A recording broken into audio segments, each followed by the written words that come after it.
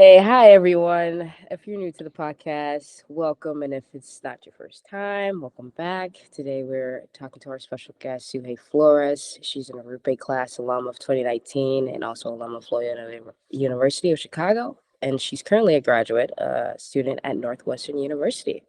Zughey, welcome to the podcast. Thank you for joining us Oh, today. yeah, How are you thank you doing? so much for having me. I'm doing good. How about yourself? Good. Had my coffee today, feeling caffeinated and ready Yeah, to get into it. yeah, So, in today's episode, we're kind of talking about the importance of empowerment in the celebration of achievements of women who are identified folks in leadership. So, Zuhei, we kind of know you pretty well. We went to school with you. But for the folks at home, can you kind of tell us a little bit about your background? And if you also can highlight a little bit about your leadership roles in your academic and professional career. yeah. So I was born and raised in Phoenix, Arizona.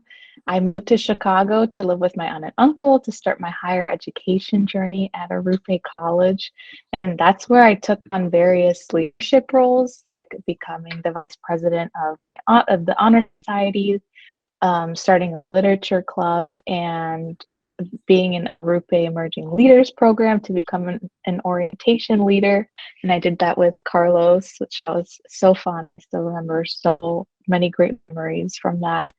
And now, as you mentioned, I'm a graduate student at Northwestern University, learning to become a mental health clinician. And I'm finishing up my second quarter this week, actually, and I have a huge exam based on this mental disorder textbook. So I will definitely be studying after this. Um, but and now for like leadership roles in my professional development, I'd say working with my friends at a nonprofit called Serving People with a Mission. Again, I worked alongside Carlos.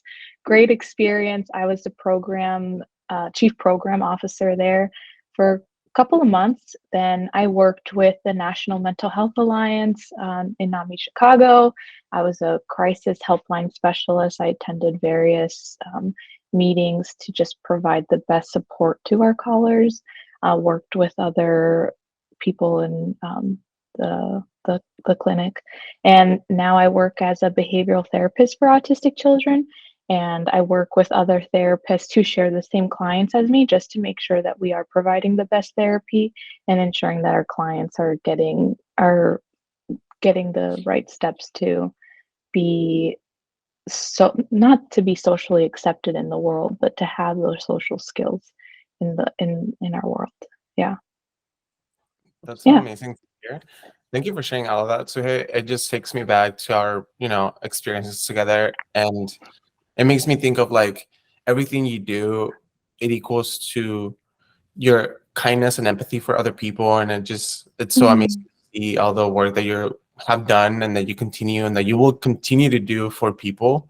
So yeah, it has been really cool working with you professionally in the different projects that we work together. But it's also really cool to see you come into your own passions and your own, you know, projects that you want to pursue for yourself. So, yeah. it, just based on that, can you tell us a bit more about your current academic pursuits and what drew you to pursuing this type of degree? If you can tell us Yeah, specifically what it is you're studying, because yeah. it's a lot. It's hard. You've told me, but share that with us. Yeah. I like being part of this mental health work. It's a lot of your own personal work. So I've just been having some mental breakdowns that are healthy because I'm meeting with my therapist. I have support group therapy that I attend. So I'm getting a lot of help right now. But I'd say what drew me to my current academics pursuits was my brother, and my brother, who is now 11 years old, drew me to pursue this career because he was diagnosed with autism. And I saw how therapy had changed his life. He went from not speaking to making friends at school and displaying and talking about his artwork in this art fair that my mom had recently shared a picture with me. And it was just like I still feel like emotional. It's amazing to just hear what my brother is doing and what he's capable of doing because of the therapy work. So because of that, I often wondered, like, what type of therapies are out there, and how can I pass this impact of how therapy changed my life or my brother and our family, and how can I pass this on to others and their families? So I'd say my time at Arrupe, and specifically Isabel Reyes, she was the one who helped me figure out that I think you should be in the behavioral track.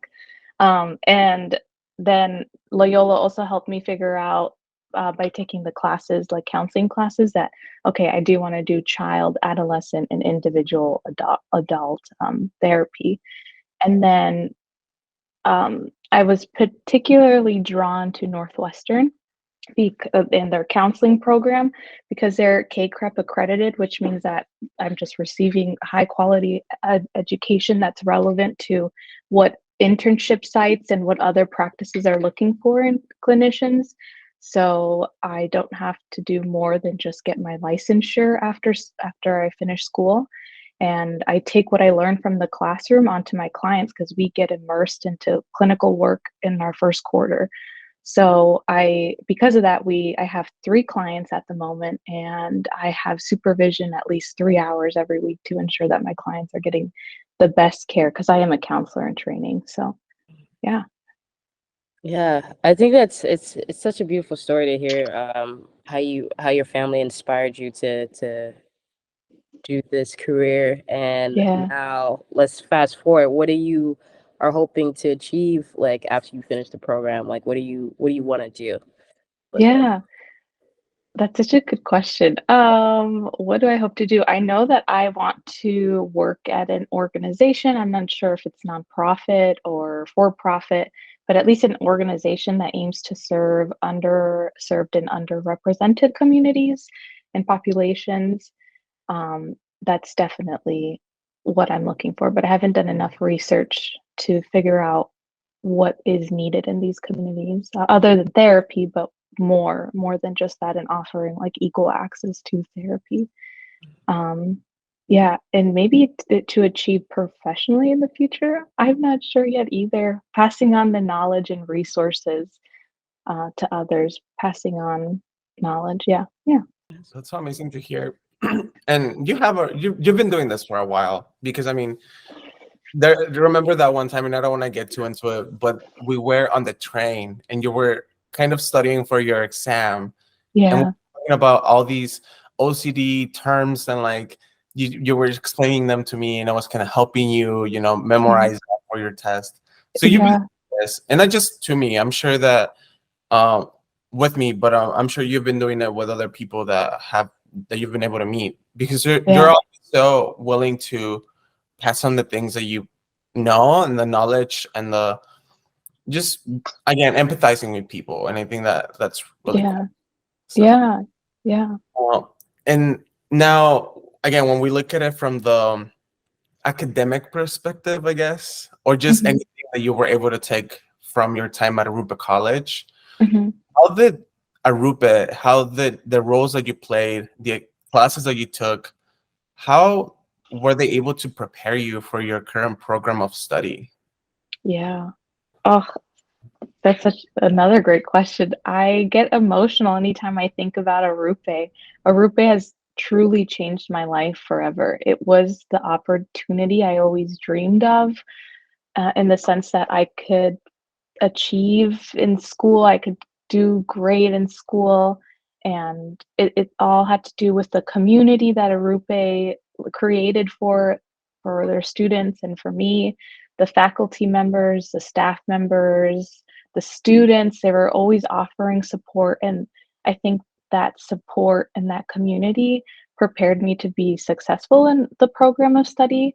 Um, that I'm in right now. I don't think without Arupe I would be as active in class. I do not hesitate to participate in class, ask questions that don't make sense, even challenge professors, and take on opportunities that are offered to us students. Excuse me. Like I know right now I'm part of an honor society, and they are looking for new individuals to fill up leadership roles.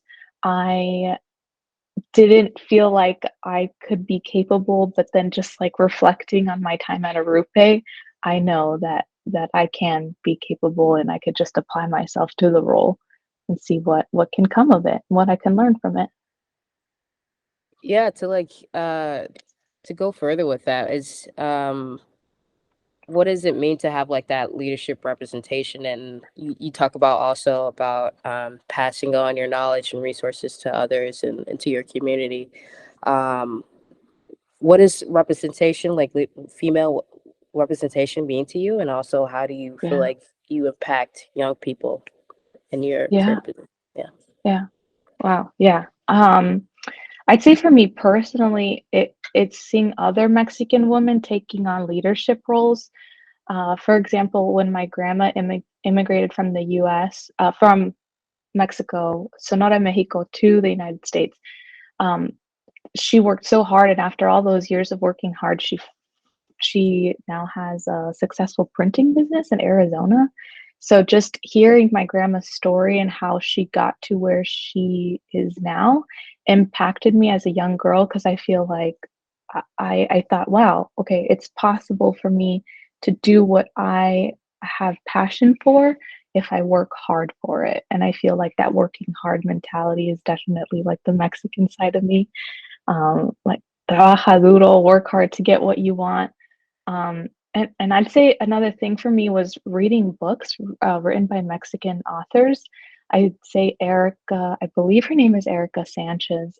She wrote I'm Not Your Perfect Mexican Daughter. That book changed my life too.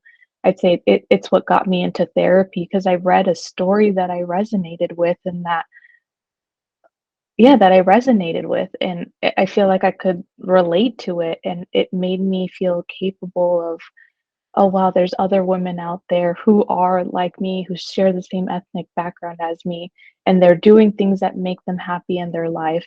And I feel like I could do the same. And yeah, yeah. She also came out with another book called Crying in the Crying in the Bathroom, and it's her memoir. And I remember I sent her a message on Instagram and I said, thank you for continuing to write because just reading your stories make me feel like I'm capable in this world. Yeah. That's great. And well, you essentially just share with us a bit about those women that have influenced you. Is there anyone else you can think of? If not, we can move on to the next question. But is there anyone else you would like to share that has impacted you? Any other? Oh, yeah. Yeah. 100%. There's another person who has definite influence and shaped me as a person and the leader I am today. I'd say my aunt. My aunt, she is amazing. I remember at Arrupe, I had to write an essay about someone who you want to emulate. And I remember I'd mentioned my aunt, and I didn't revise that essay, just remember writing it out of my heart, and I submitted it and I got great feedback. And I remember being so proud of that because I said, wow, this just came straight from my heart. But my aunt immigrated from Chihuahua, Mexico to the US without knowing any English. And she learned English by reading books. And now she works so hard to the top, and she's a corporate compliance lawyer at Northwestern. And just the when I had the opportunity to live with her and my uncle, my aunt provided me with of so many opportunities. Like I got to travel the world with her, with them. I read the New York Times magazine and newspaper, something that I've never done before, and reading wasn't my strongest suit. Having political discussions, sharing opinions with each other, having the opportunity and the privilege to go to summer camps and having tutoring opportunities, eating dinner as a family. That's something that I never grew up doing as a kid, but that truly impacted me. That family is important, and that's something that's like valuable in my life. And she truly changed me to be a better person. And now she's a wonderful mother to my 5-year-old cousin. I love him so much. And she's a wonderful partner to her husband. She's a wonderful aunt and she's a wonderful friend to others and family member. And like I said, she inspires me to be better and just work hard every day. Yeah, I think she'll be very proud of the person that you are and the Oh, future that you become. So, mhm. um, now we're kind of switching gears here. Okay. And we're kind of just like the landscape that is currently going on with like inequality with access to equal pay for women and men, and also like different barriers that women in higher ed kind of face in terms of Hmm. like having access to higher leadership positions in higher ed. So Hmm. what are your thoughts on like the barriers that still exist for people who identify as women to advance as leaders within higher ed? Yeah. I feel like there's a lot from just what I've learned and what I've read and what I've experienced. I feel like there's a lot of gender biases and biases and stereotyping. There's a bunch of structural barriers that limits women's access to their established networks. So I wonder if to like n- to break this barrier would just be helping those women find leadership opportunities and mentorship programs that are accessible to them. I don't know exactly how that would look. Well, I guess in higher education, that would look like making those resources more accessible by talking about them, like asking the schools that I'm in, at least at like my counseling program, like, hey, what are some mentorship programs that are out there? But I know that's a struggle for some people. So how do we make that more accessible? That'd be an interesting question to figure out. Yeah. Yeah, I agree with you. I think making education accessible and then the resources for a student, for a Yeah. woman, to be able to succeed in their career and their academics, then to move on to achieving the professional goals, right? I Yeah. completely agree with you. I think personally, and I don't know if you all agree with this statement, that Arrupe is a great place for people to start and kind of like get those bases Yeah. and start building a solid foundation. Um, Hmm. but I wanted to ask you, what role does higher education play in the process of empowering those who identify as women? I saw how education changed my aunt's life, and that to me was just eye-opening and again life-changing. I saw that education is valuable and it's priceless, even though it is very expensive. There are scholarships out there that we can provide for people and show them, and resources that are out there, but it is priceless. Education, knowledge is priceless. You can get anywhere with being educated in life. I strongly believe in that. Yeah. And you talked about like too about mentorship and like Yeah. how if certain programs that allow people to have access to those mentorship programs or Hmm. for them to be seen and heard. What do you think are some ways we can kind of empower people who identify as women, and how can we support others? Yeah. Yeah. I guess it would start off as empowerment. Like, what does empowerment mean, and what does that mean to me? I think that's having the tools and resources that helps me do what I love and that can help others do what they love. And I think I'm doing this now with my clients, and the work that we're doing together. They share these amazing stories with me, and I see how they use their defenses to get them to where they want to be, whether that's in job opportunities, leadership opportunities, and it's telling them, okay, you've used these defenses in the past, but let's work to provide you with new tools that are better fitted to your life now. And I feel like that is how I support empowerment to others, especially in my client work, and with my job as a behavioral therapist for autistic children. Is they are so brilliant and smart, but it's providing them with the tools that they need in life to be successful. And it makes sense that you say these things, right? Because again, it goes back to, well, me knowing you as a person, knowing all the things that you've gone through and all the things that you've fought for to reach, the goals that you have reached and to be Yeah. where you're at. So it makes sense. It makes sense that you have this mindset of wanting to provide others with love, compassion, resources, and the ability to Mhm. pursue their own dreams. So Yeah. I'm excited for you to become the next counselor that will be supporting people as well. It makes me Mm, hopeful about our future. So thank you. thank you. Of Thank you, that's so kind. course. I'm just biased here. I know her, you know. But my question for you is, hey, what can be done to ensure that women are invested in, are fairly compensated, and that they also have opportunities to be leaders? Yeah. It's a for sure. Yeah. This is a really great question. I feel like this is a conversation that we should always have with everyone in our circle and not in our circle. But as a Mexican American woman, I feel like I have to work harder to feel equal or capable in this world. And I think for me, it's being aware of the gaps that are present in our world, having support groups, and like I said, applying myself to leadership opportunities.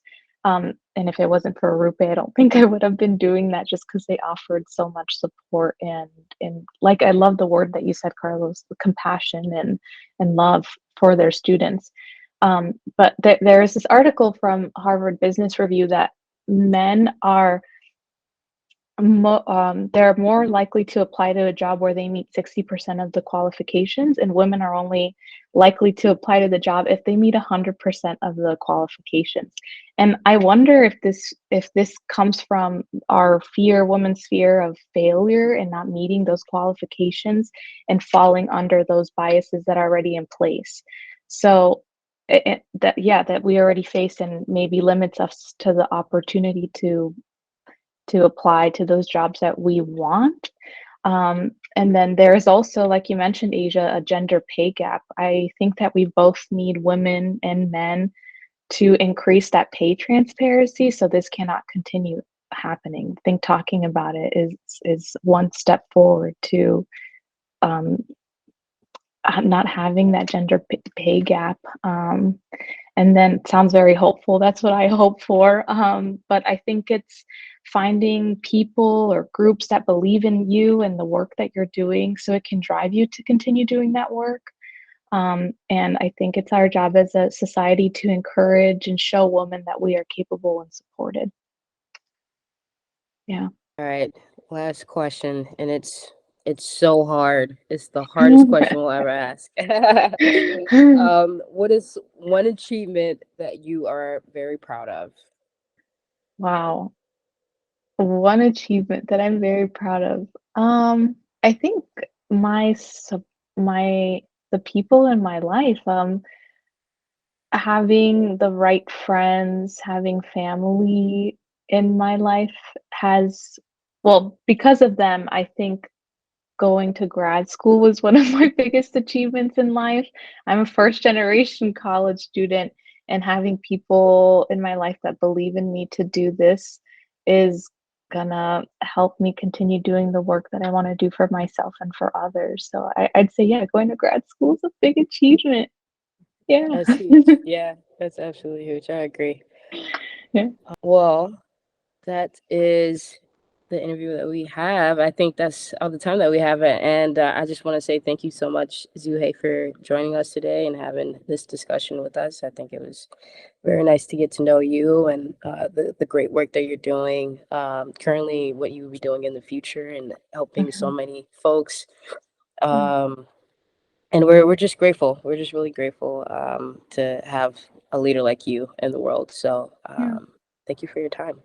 Yeah, thank you guys for your time and sharing this, passing on the knowledge to others and giving others a platform to share their stories so they can, keep passing it on. Yeah, thank you guys.